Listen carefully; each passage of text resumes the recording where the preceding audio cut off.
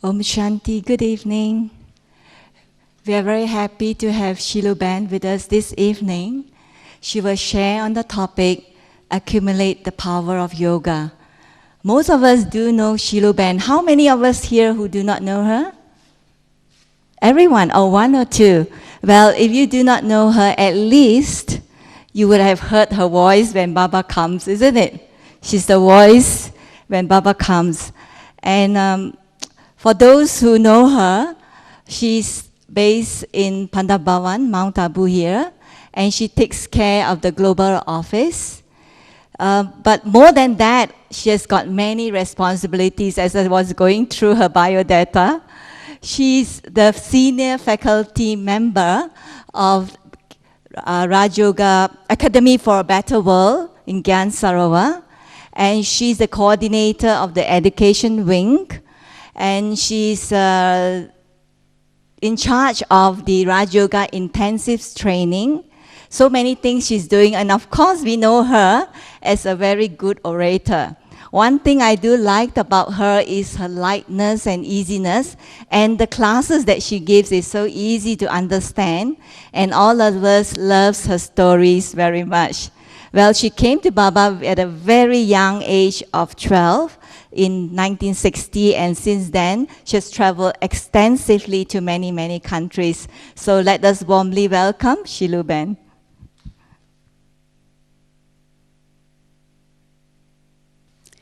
Om Shanti.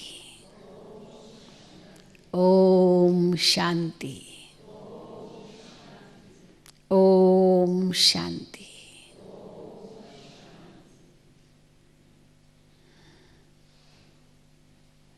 Baba has taught us this very beautiful method that when we meet each other, first we meet each other through drishti, and then through the words of Om Shanti. When we meet each other through drishti, we see each other as souls, children of one Father. And when we say Om Shanti, we create that awareness that we are peaceful beings.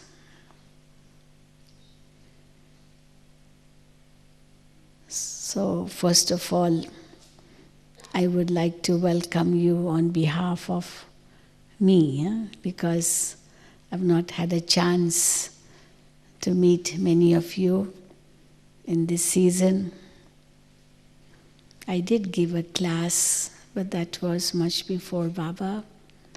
And after that, I've not been able to meet you all. So first of all, welcome on my behalf. Though it's a belated welcome, but still welcome. And I've been given a very interesting topic to speak on, accumulating the power of yoga. Let us understand the meaning of the word power first. And then we understand yoga is a power. And then we understand how we can accumulate that power of yoga. So what would be the definition of power? There are so many different types of powers in the world. We talk about money power, we talk about machine power, material power, manpower, weapon power, position power. All these things are powers. And what does power do? It has two specialities. Power is instrumental for moving. It moves. It gives movement. And secondly, power brings about a change. transformation. So power does these two things. It brings movement, it brings change, because anything which has movement also brings change. So movement and change go together. There cannot be movement without change, and there cannot be change without movement. So power does that job of bringing about movement and then bringing about change. And then we see that how, if all these powers were defined in a different way, the first type of powers which I mentioned, money power, manpower, material power, machine power, all that would be physical. But then the other side is the spiritual power, what we call as thought power, power of knowledge. All the values are also powers. Power of tolerance, power of patience, power of humility. So these values also are powers, because they too bring change. And how does that power come? Through our thoughts. Mind is a very big power. We say power of the mind. Then intellect is also a very great power, power of the intellect. Then sanskars too are very powerful, what we say in other words as habits. Habits die hard, so they are very powerful, they don't go so easily. What we also call as the subconsciousness, which is so deep-rooted that it's very powerful. But all these things bring about a change. And definitely there is a lot of movement in that. And then we speak about power in other three ways. Other way, this is the third way. The first way was the physical aspect of power. The second was the spiritual aspect of power. And the third aspect would be to understand all these powers in another way. The three eternal entities. Which are those three eternal entities? Soul, Supreme Soul, and matter. All the three are very powerful. Matter is no less powerful. Matter can bring a lot of change. And there's always movement in matter. Matter means that which is always moving, always changing. And soul, when soul is concerned, what do we say? That when it comes in contact with matter, there is a change even in the soul. From golden age to silver age to copper age to iron age, these stages come in the soul. But then it's only the Supreme Soul which has no change. And therefore we say Supreme Being, the highest on high. But the difference between the three is that matter changes its form as well. We do learn in science, matter is never created nor destroyed, but it can only change its form from one to the other. The energy which matter produces, it can change. But then the total sum is the same. So in that way we say matter is eternal. Matter is never created nor destroyed. But then the physical changes do come. But where soul is concerned, we say the soul doesn't change its form. It's always a point of light. That point of light doesn't change. Even if it comes in contact with matter, the soul doesn't change in the sense it doesn't get burnt, it doesn't get dry, it doesn't get wet with matter. It cannot be cut, that's what we say about the soul. And therefore, it's eternal, but yes, it changes its stages when it comes in contact with matter. But then it's only the Supreme Soul who's beyond matter, beyond any change. And because of that, he's called the Supreme. But then that Supreme being brings about a very positive change in souls first and then in matter. Unless there is change in the soul, the change will not come in matter.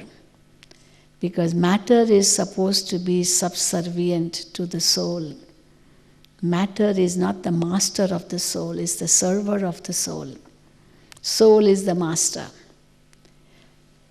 But as we can see today, that how matter has become the master, that's why there's a very beautiful saying. They say fire is a very good servant but a bad master.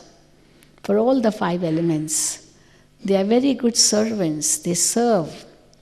But if they become masters, they can be very bad because they are very powerful.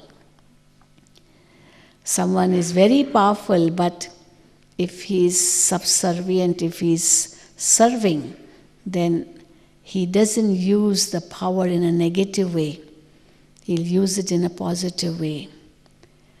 But if he becomes the master, who's supposed to be a server, and he becomes a master, then he can use that power in a very negative way. The same thing is with souls. The same thing with matter, so same thing with souls. Souls have to be always obedient to the Supreme Soul. Follow the supreme laws, the godly laws, the laws of nature. These laws have to be obeyed by the souls. But when the souls stop obeying and become disobedient, create that chaos, then the power is lost, the energy is lost. But then it's the Supreme Being who's beyond all that, then he can change. First he changes the souls and then he changes matter. Or matter changes automatically when souls change. And how does he change the souls? Through the power of yoga. And how is this power of yoga used? Through the thoughts, mind, intellect, and sanskars. These 3 are the ones which have to be made positive in order to make the soul powerful, and if they are not positive, they are negative, then the soul becomes weak. So once we understand this, we can understand the process Baba uses for making the souls powerful once again. Baba gives us the spiritual knowledge, which we have forgotten. And with the help of that spiritual knowledge, the intellect is empowered. And that intellect then empowers the mind and the sanskars. Between the mind, intellect, and sanskars, again is the intellect which is the master of the mind and the sanskars. But again today we see how the intellect has become subservient to the mind and sanskars. Its voice is like subdued or suppressed, what we call as the inner voice, the soul's conscience, is subdued, suppressed, and the mind becomes a vagabond, a naughty horse. The sanskars overrule the intellect and the mind also. And therefore everything becomes very chaotic. And the result is so much of suffering in the world. The souls become powerless. And then matter takes over. As Baba says, we become body conscious. That means we forget our originality and we think that we are physical bodies, and therefore matter takes over the soul. The subservient becomes the master, and therefore again chaos in the world. Body consciousness, Baba says, is the root of all the evils, the vices, which then leads to sorrow and suffering.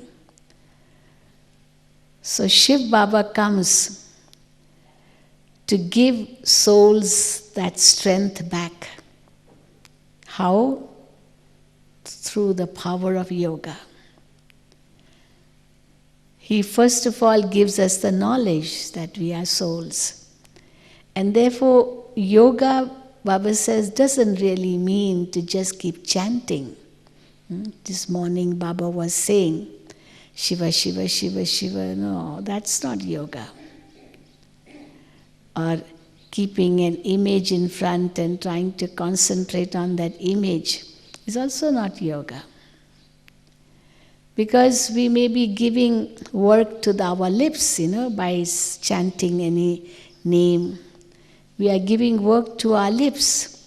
We are concentrating on some image. We are giving work to our eyes. So some people, they chant, they turn the beads of the rosary. So turning the beads of the rosary, chanting, and also and keeping an image in front. And they think that is yoga, meditation. Or they concentrate on that breath. And they think that is meditation. But then, with that we are giving work to our fingers, chanting, turning the beads. We are giving work to our fingers, we are giving work to our lips, we are giving work to our eyes. Also maybe we are giving work to our lungs because we are inhaling, we are exhaling. So more work for the lungs. But then, where is the work for the mind?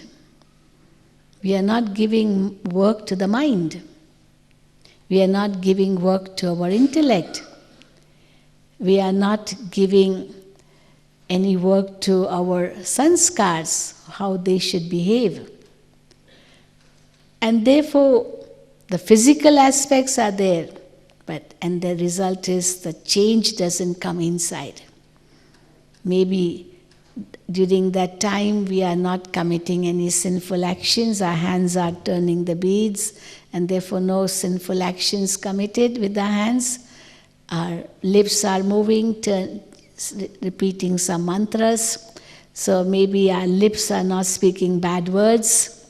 Eyes are concentrating on image, so the eyes is not seeing something evil. Maybe even the breath is being used in a worthwhile way, and that's helping the body, no doubt. Oxygen is going to the blood and giving strength to the physical muscles and the different systems of the body. But then what about the mind, intellect and sanskars? The change is not coming in them.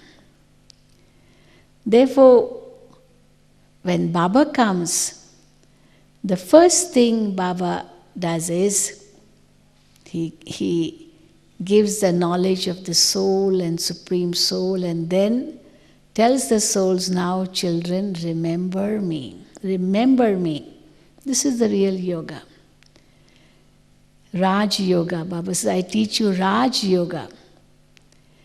What does Raj Yoga really mean? It means be soul conscious and remember the Supreme Father. It's a remembrance. where mind and intellect are used. The intellect is made to give direction to the mind, what to think. And when the mind and intellect come in unison, come together, then they automatically change the sanskars. And therefore Baba gives work to the mind and intellect, and the sanskars automatically change. But between the mind and intellect is the intellect which has to be touched first with the understanding of the knowledge of self and supreme. And therefore those who practice different types of meditations or yogas or whatever, they don't emphasize on soul and supreme soul at all. And therefore Baba says, it doesn't bring about transformation in them. It doesn't really bring about a change in them, or it gives them that strength. And therefore the result is that the world is still going from bad to worse. And then when Baba comes, he gives a change. He brings about a change. And how does he bring about this change? Through the knowledge of self and supreme. Many people in India also, they say these Brahma Kumaris, whole day they talk about soul and supreme soul, soul and supreme soul. They don't have anything else to talk about, only soul and supreme soul. You say, well, that's the basis.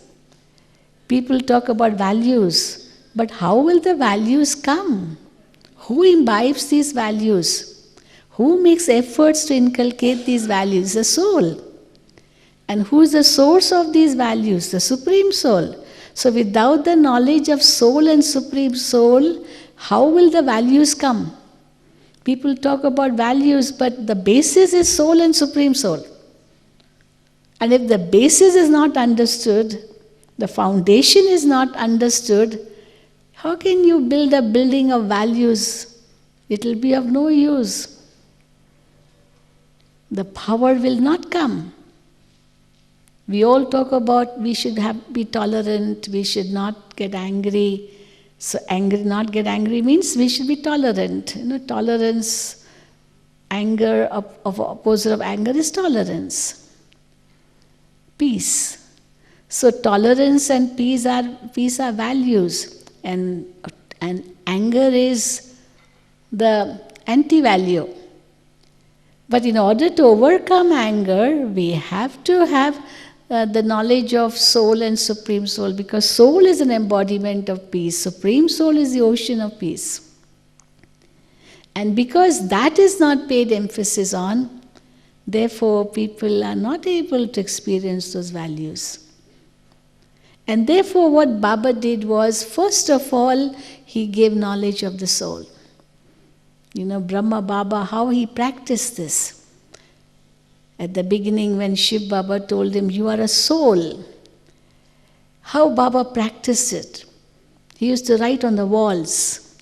When he would look at Yashoda, his Lokik wife, how he made his vision pure. He would write on the walls, Yashoda is a soul. Yashoda is a soul. Yashoda was Baba's Lokik wife's name. Yashoda is a soul. Yashoda is a soul. Everywhere he would write on the walls. So whenever he would look at Yashoda, he would also read the writing which he had written. Yashoda is a soul. And that helped him to change his vision, seeing her as a soul. Otherwise, it's not so easy. We tell the story of Mahatma Gandhi. When Mahatma Gandhi took up this pledge that he wanted to give freedom to India from the Britishers, he had in mind that I can do that only through non-violence and truth, these two values. But then in order to experience that truth and non-violence, he knew that brahmacharya, celibacy, was important. Because only then the strength would come to practice truth and non-violence through celibacy. But then he was not able to really overcome this vice of lust. He has written in his autobiography, it was very difficult for him. to conquer lust. And then he thought of an idea, because he had taken inspiration from, Swami Ramakrishna Paramhans, the guru of Swami Vivekananda. And Swami Ramakrishna Paramhans, he was married right from childhood. And because, in the earlier days, the children used to be born, okay, my daughter, your son, and therefore they'll get married. So right at birth only, they would be like married. So he was, right from at birth itself, his parents got him married. Now that girl, of course, she was his wife. But then he did invite her. But the first day when she came, he told, "You're my mother, Sharda Ma." He saw her as his mother. And his vision became completely pure right from day one, because he saw her as his mother. So Mahatma Gandhi took this inspiration from Swami Ramakrishna Paramhans, that I will call my wife as mother, Ma, Kastur Ba, Gujarati, they say Ba to mother. So when he had that consciousness, he changed his consciousness. Kastur was his wife's name, Ba. She became Kasturba, the mother Kastur for everyone. And so then he wrote his autobiography, the day I changed my consciousness and saw her as my mother, then I could practice celibacy. That was in Mahatma Gandhi's books. But now for Brahma Baba it was different. He's the father of humanity. Father of humanity next to Shiv Baba, the creator. So for him, everyone is a child. All are his children, whether it is Yashoda or anybody else. So if Yashoda is also a child, a daughter, how can he say she's mother? How can he say that? So for him, even Yashoda was a daughter. Now, many people question, they ask me, who found it more difficult to change the vision? Did Baba find it difficult to change his vision when he saw Yashoda? Or did Yashoda find it difficult to change her vision when she saw Baba and saw him as her father? Just imagine husband being seen as father. Just imagine. And wife being seen as daughter. So for whom was it more difficult to change the vision? What do you think? For Yashoda. For Baba, of course, because Shiv Baba was in his body, so there was help of Shiv Baba. But of course, Brahma Baba did make his efforts to change his vision. So he used to write on the walls. His daughter-in-law, Dadi Brijindra Dadi, his daughter-in-law, her name was Radhika. So Radhika is a soul. Radhika is a soul. He had great attachment for his daughter-in-law. She was very beautiful, from very high family, and very much devoted to Baba. She later on became the zonal in charge of Maharashtra, Dadi Brijindra. So she's one of the original jewels. So how he changed his vision, his attachment towards his daughter-in-law. Of course, daughter was married, so in her family, if the in-laws, so that attachment wasn't there. But with daughter-in-law, there was more attachment. And she used to have so much respect for him, more than her father. That much respect she had for him. So he would write, Radhika is a soul, Radhika is a soul, Yashoda is a soul. And everywhere on the walls he wrote that. So all the time that consciousness was coming to him, that they are souls, they are souls. And then when Shiv Baba came in his body, at that time Baba did not understand. Who is speaking through this mouth? I'm not speaking. My brain is not working, but someone else is speaking. Because he would take the Gita in his hand, and that's what he used to do before also, and then recite the Gita shlokas. But then the Gita book would remain shut. Even before opening, how Shiv Baba would come and speak through his mouth. And he used to wonder, who is speaking? I'm not speaking, but somebody is speaking through this. So there were many trance messengers who then informed Baba. Baba, how Shiv Baba comes in your body and speaks through you. Because he used to be surprised. Because they used to see how Shiv Baba would come in his body and speak through trance experiences. So Brahma Baba could change himself because of the knowledge of soul and Supreme Soul. And this is what Shiv Baba does. He gives us the knowledge of soul and Supreme Soul. And knowledge is power. So through that knowledge, the intellect works and changes the mind, and then the sanskars also change, because I am a peaceful soul. So I cannot do anything which should be against peace. So I have my self-respect, and therefore no ego, but self-respect is totally maintained, and therefore there won't be anger, but definitely I have my self-respect. I am a peaceful soul. Nobody can snatch away my peace. So how to now, this is the power of yoga. How that power of yoga works in the soul. But now what we need to do is to accumulate that power of yoga. How do we accumulate it? There are different ways to accumulate.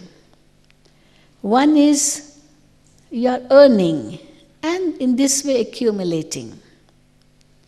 But the other way is also is that you are not wasting, and that is how you are also accumulating. Because if we waste, then we are not accumulating. If we don't earn, we are not accumulating. So two ways to accumulate. First is through earning. Second is through not wasting whatever I already have. Because if I'm wasting what I already have, then definitely I will not have anything because I have wasted it. So I can't accumulate. So how to accumulate this power of yoga? The two methods, earning and not wasting. And Baba teaches us the different ways of how to earn this yoga power. From morning till night, when Baba says, whilst performing any action, you remember me. Remember me. Sit in yoga. Give time to yourself. Divert your mind from all other thoughts and become soul conscious. Yoga is like, Baba gives an example, yoga is like, a shield which protects. Yoga is like an armor which protects. In the earlier days, the soldiers used to carry a sword in one hand and a shield in the other hand, and used to wear an armor sitting on the horse and running in the battlefield. So the sword was meant to attack the enemy, and the shield was meant to defend the self. And the armor, of course, was there to defend, to protect the self from the other one's dagger or sword. So sword was for attack and shield and armor for defense. So Baba also tells us that you are spiritual warriors. You are given these weapons, the sword of knowledge and the shield of drama. Drama they show the shield always round. So the drama and the armor of yoga. Meditation, that's your armor, it's your protection. Drama is also a protection. Knowledge of drama is a very big protection. When thoughts go waste, too many negative thoughts, too many waste thoughts, too many questions, too much stress, because of these unwanted thoughts, immediately say drama. It will stop all your waste thoughts. You will defend yourself. You will protect yourself from wastage. Drama is such a beautiful way to come out of that stress. And therefore Baba uses these two words, not and dot.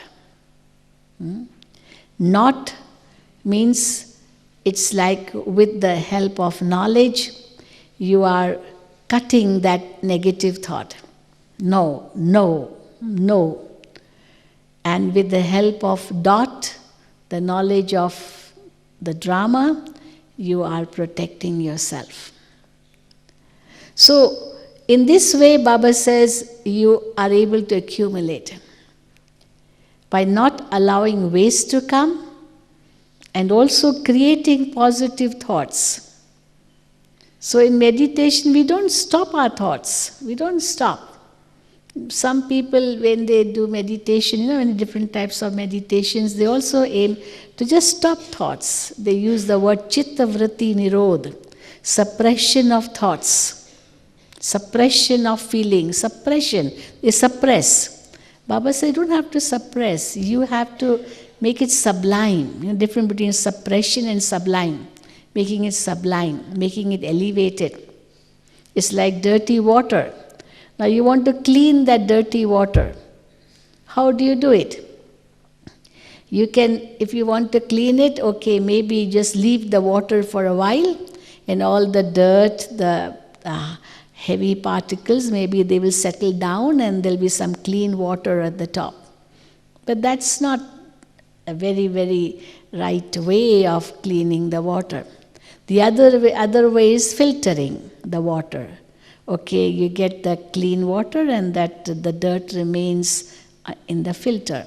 But again, it's not 100% clean. So which is the best method for cleaning 100% that water? What is the best method? Which is the higher method? One is to allow the particles to settle. Then you get some clean water.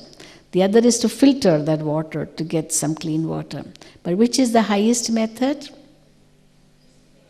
Yes? Yes? Boil it. Boil it. And allow the steam to evaporate and then condense it. It's called a distillation process. That's what we learn in science. Where you boil the water, make steam, and that steam is very, very clean water. It is water. Steam is also water. So, but it is in a vapor form, and that vapor goes above, and then it gets cooled, and then it comes down as very, very clean, 100% pure water, and the dirt remains. So the distillation process. And now what Baba uses is that distillation process. Okay, by suppressing, it is like allowing the dirty particles to settle. Okay, no thoughts, no thoughts, no thoughts, no thoughts. Blank, blank, no thoughts. Sometimes Baba says, okay, even if you say no thoughts, but even that's a thought, no? I should have no thoughts, no thoughts, no thoughts. But that's also a thought, that I should have no thoughts. So that's not the right way of accumulating any power or getting purity or getting your mind or making your mind pure. Okay, the other method would be to filter. That means if any impure thoughts comes, don't allow that impure thought to come into action immediately. Wait. Allow the intellect to decide what will happen. What will happen if I commit this wrong action, because the thought is coming, I want to kill. But the intellect says, no, don't kill, you will be hanged. The intellect is warning, because if you take somebody's life, you will have to give your life. Life for life, this is justice. Whatever you do, you get back. So don't do that, you'll be caught, you may be hanged. So the intellect is telling the mind, but the mind saying, kill. And he says, okay, I won't. Because there's a big battle going on between the mind and the intellect. It's not so easy that somebody says, somebody wants to kill and he just kills. It comes through a very, very long, thinking, not just like that. There must be a very big battle going on in the mind before somebody really kills. So, but then he's suppressing that thought. No, yes, I want to kill. Again, intellect saying, no, don't kill. Again, the mind says, I want to kill, I want to kill. And the sanskars are also helping the mind, and the intellect is being suppressed. So this is like the intellect trying to filter that thought, but the intellect is not sometimes, successful in that. The mind and sanskars take over, and then that wrong action happens. But then what Baba uses is, the method the Baba uses is to make it sublime. I see that soul as a pure soul. Nobody is really bad. Nobody. All souls are so good. All souls are very pure. Every soul is a peaceful soul. Every soul is a loveful soul. Even that one is a loveful soul. See his good qualities. See his goodness. See your own goodness. And again, it's like a sublimation. That impurity is finished, is destroyed. And the pure thoughts come in the mind and intellect, and thereby even the sanskars change. So what actually is the power of yoga? It is just the pure thoughts which the intellect gives to the mind through that pure knowledge which Shiv Baba is giving to us. And that helps in remembering the Father. Because now I have complete knowledge of who I am, who my Father is, where I am from, what am I supposed to do. Then Baba also says, turn the Swadarshan Chakra, the knowledge of the self in the cycle. We have to turn that also. That also will purify the mind. When Baba talks about the 5 forms, who was I in the soul world? Who was I in the golden age when I came on earth at the beginning?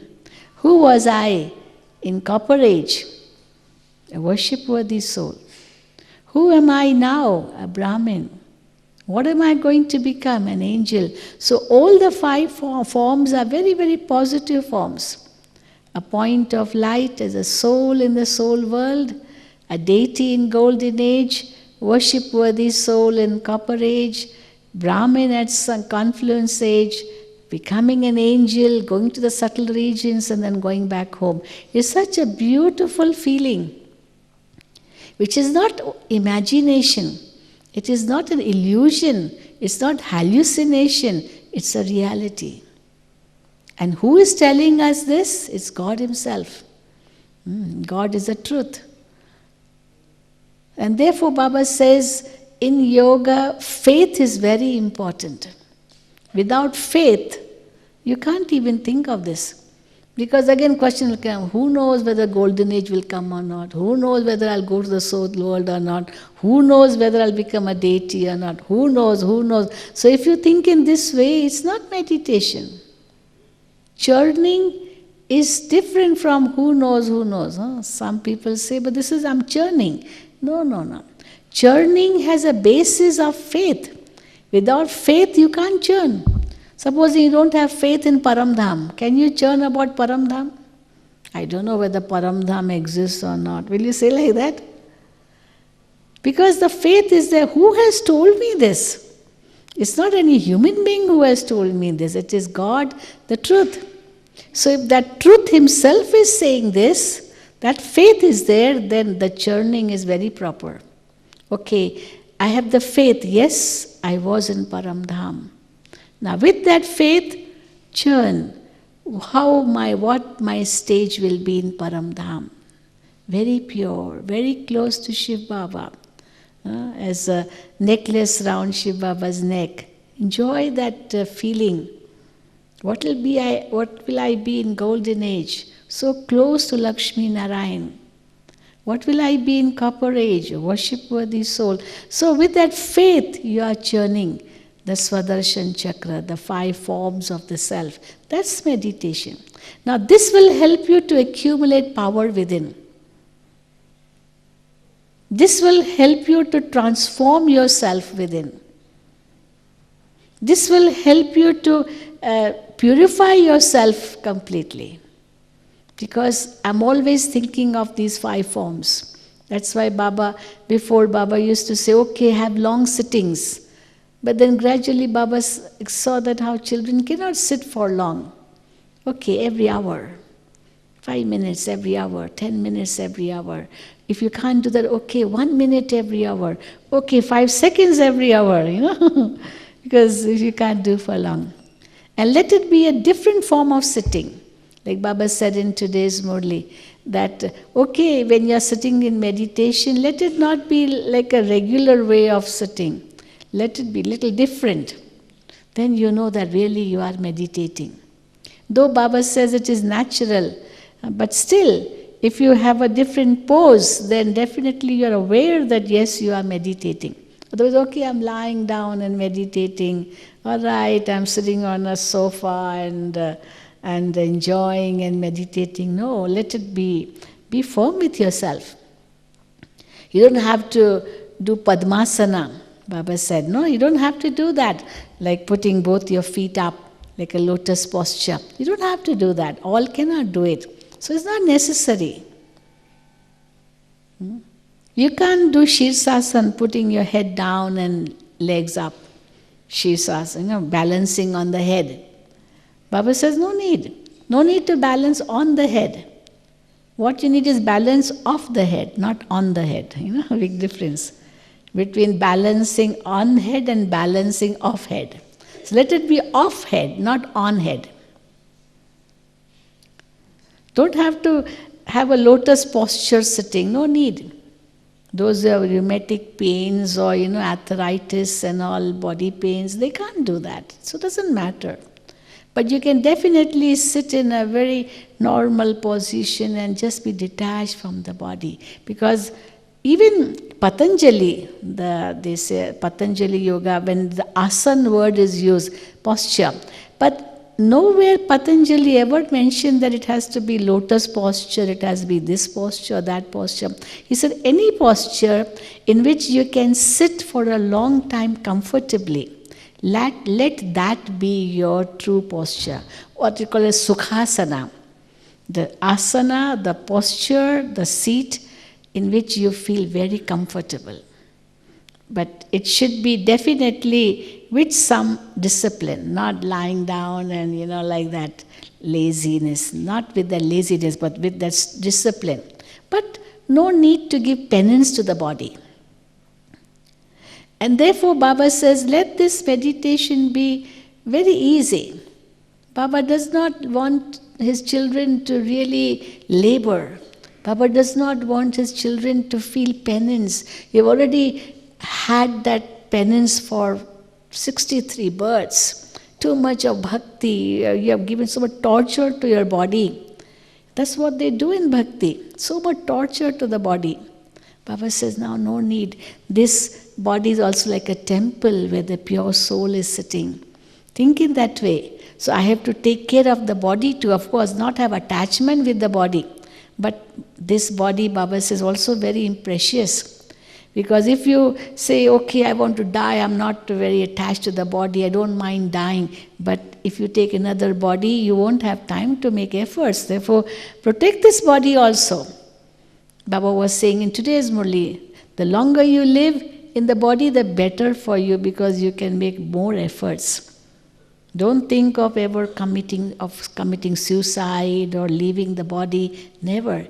Even if you are not well, never mind. Take medicines, but live in this body so that you can become perfect, complete whilst in this body. Otherwise, you'll have to go to Dharamraj Puri and get punishment to finish all your past karmic accounts. So let that be finished here. And even if any physical ailment comes, be happy, doesn't matter, karmic accounts finishing. Take care of it also, but no attachment. Use your wealth in a worthwhile way. Even that is our, it's actually definitely it's something useful in life. It's not that wealth has to be considered as Maya and just thrown away. No. We have to use it in a worthwhile way. The more we use our wealth in a worthwhile way, definitely we are accumulating in our good accounts.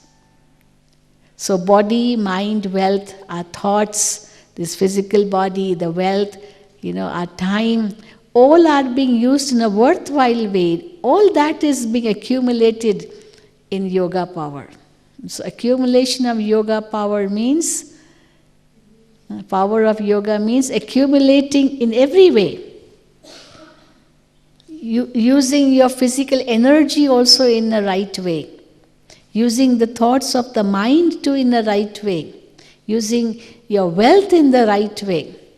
Using your time in the right way. So everything is being used in a worthwhile way, that is accumulating. And secondly, accumulating, as I said, not wasting. So whenever the mind is gone astray and all, and waste thoughts or any other thoughts come, just say no. It's like applying a brake. Very important. So powerful brake is necessary. The intellect should stop the mind from thinking instantly. That is a powerful brake. So the intellect needs to become very powerful in order to the intellect not allow the mind to think. And for that, Baba says churning is important. Churning is also part of yoga. As chanting is not part of yoga, but churning is definitely part of yoga. Because in this way I'm purifying my mind, I'm purifying my intellect, I'm giving strength to my intellect and thereby changing my sanskars. So how to accumulate this power of yoga means transforming my intellect, my mind and sanskars. That is the power I'm using. So I'm using the power, but this power is also being accumulated. It's not that it's not being accumulated. Using power doesn't mean wasting it. Using power doesn't mean finishing it. It means accumulating it. Like Baba said the other day, that if you give happiness to others, it's not that your happiness will reduce. Because all these values, they are powers too. And the more you are sharing with others, the more you are sharing with yourself too, you're accumulating. If you think that you are a peaceful soul, the child of the ocean of peace, resident of the abode of peace, that thinking is using your energy, no doubt, of the mind, but then it is accumulation, it is not wasting. But yes, negative thought and waste thought will definitely waste your energy.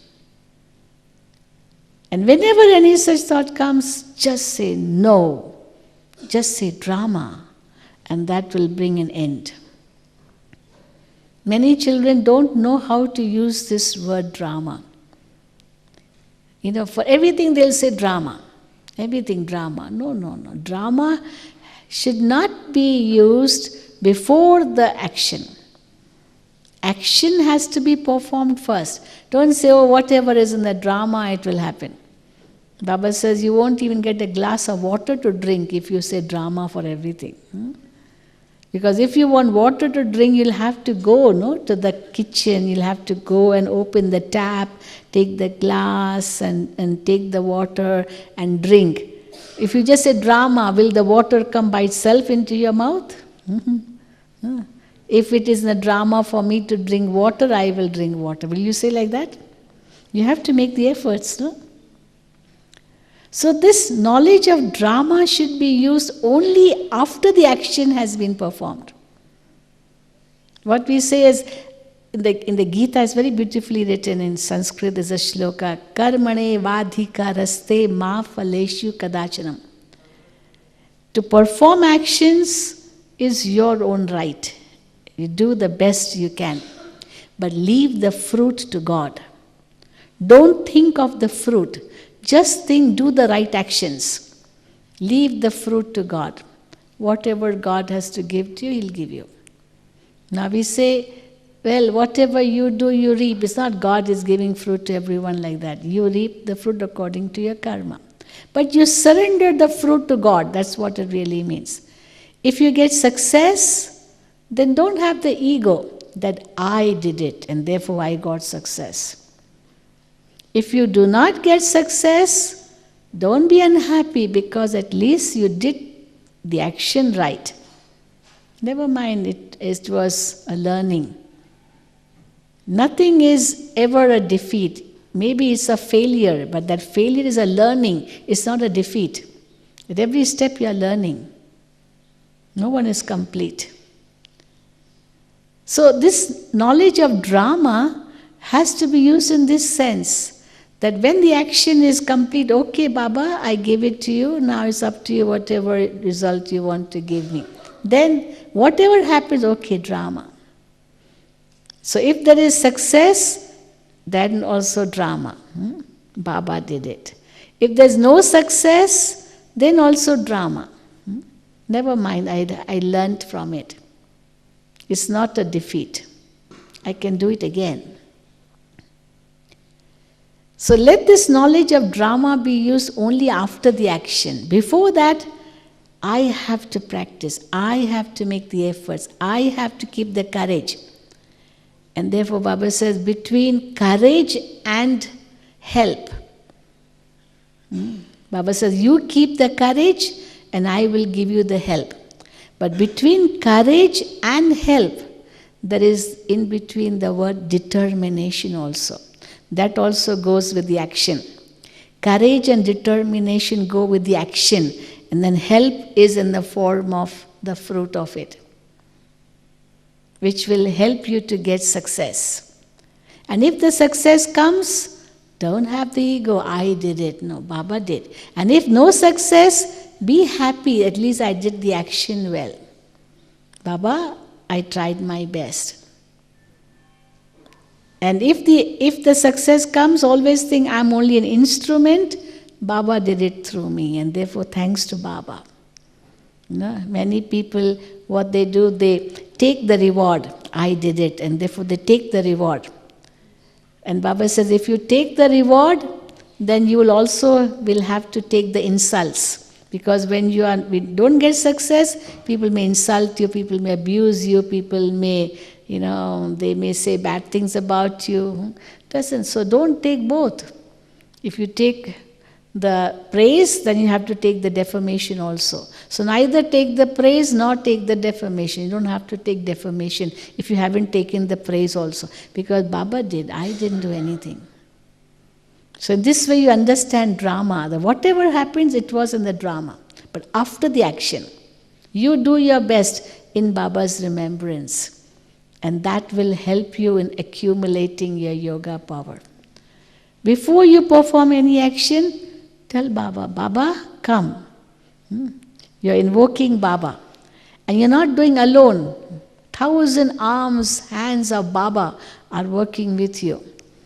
Therefore, Baba also says, children, use me. Many children say, oh, how much trouble should I give to Baba to help me? I will do it myself. Baba says, no, you keep the courage, have the determination, and then allow Baba to work through you. Not allow Baba to work through you without the courage and determination. Because you have to reap. Baba is not going to reap. But he will help you only with these two steps, courage and determination. And, of course, I'm not alone. Baba is with me. This will help me to accumulate. This is also power of yoga. But don't forget Baba. At every step, I am not alone. I am not alone. People in the world feel so lonely because they are neither soul conscious nor God conscious, and therefore they feel so lonely. They think everybody has deceived them, everybody has left them, everybody has isolated them, they're all alone. But on the contrary, what we Brahmins feel, when we are alone, are we happy or we are not happy? We are so happy. Why are we so happy? Because there's no loneliness. There's always someone with us. Baba is always with us. So loneliness is never used by Brahmins. The positive word is solitude. That's a beautiful word. Solitude is very beautiful because you can be with Baba. You don't need anybody else. Whether you're in a company, you can still be with Baba. And if you are not having any other company, you're still with Baba. So always in company. You're not alone. Even in the midst of that company, you can still be in solitude. You can be still with Baba. And even if no company, then also you're not alone, you're with Baba. This is accumulating the power of yoga. And when that power is accumulated, of course, Baba says, your fortune is becoming multi-millions. At every step you are earning multi-millions. So how fortunate are we? How much have we earned? What does each one of you think? A lot of earning? Is there more expenditure or more earning? What do you think? Those who think my earning is much more than my expenditure, raise your hand. Not everyone is raising. Why not everybody raising? Did you understand? The power which I am getting from Baba, is my earning more than my expenditure, or is my expenditure more than my earning? Those who say expenditure more because waste thoughts come, impure thoughts come, then I have to have a battle inside, and so much of my time is wasted and all that. In that way, you are losing. So that shouldn't happen. And for that, Baba has given us the armor of yoga. In a second, I am a soul. Let go. Let go. That thing cannot attack you because you are put on the armor. Be a flying bird. You have the wings of knowledge and yoga. You have the wings of zeal and enthusiasm. So nothing can stop you. In a second, you can let go and fly. A soul is like a bird, we say. A bird in a cage and a bird in the sky. What's the big difference between the two? A bird is meant to be always free. So I am a soul which is a free soul. Freedom is also one of my qualities. We all love freedom. But we are binding ourselves in our own cage of body consciousness. And therefore Baba says, become free in a second.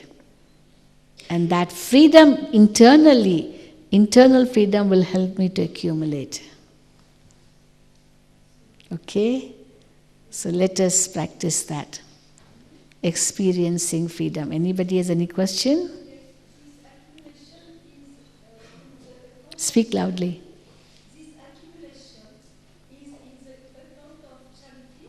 Is in a lot of churning.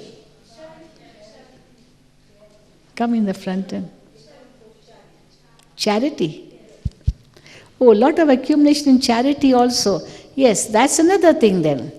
Charity means you are able to share that with others. You're physically, mentally, financially, if you are helping souls, of course you are earning a lot through that charity. Why not? Through your thoughts, your words, your actions, you are giving knowledge to others, seva. In that also way you are accumulating. So that is there. That accumulation is there. So accumulation through with the power of yoga. So that's what that main topic was. Of course, in a lot of ways you are accumulating. Not a lot of ways. But what I really wanted to say was my yoga power should be so strong that I'm accumulating at every step through that. Accumulating through charity, through giving knowledge, service, all that accumulation is there. Why not? But then only if I'm just serving other souls but not doing yoga myself, then even if I'm serving others, that service of others will not bear fruit because internally I have no power.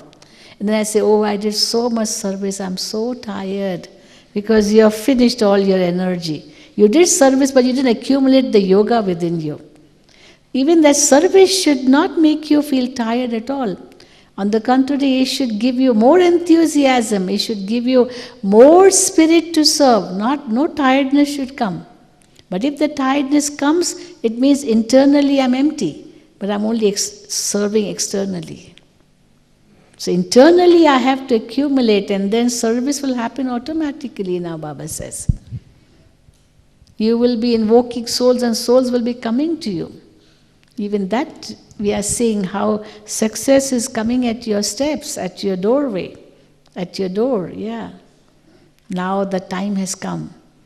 People are wanting, are asking for this, they are looking for it. And we are here to share, but then for that, we need to accumulate. And Baba says the time will come when you will not get time for yourself. You will only have to give and give and give. So whenever you get the time, accumulate, accumulate. Okay? Om Shanti.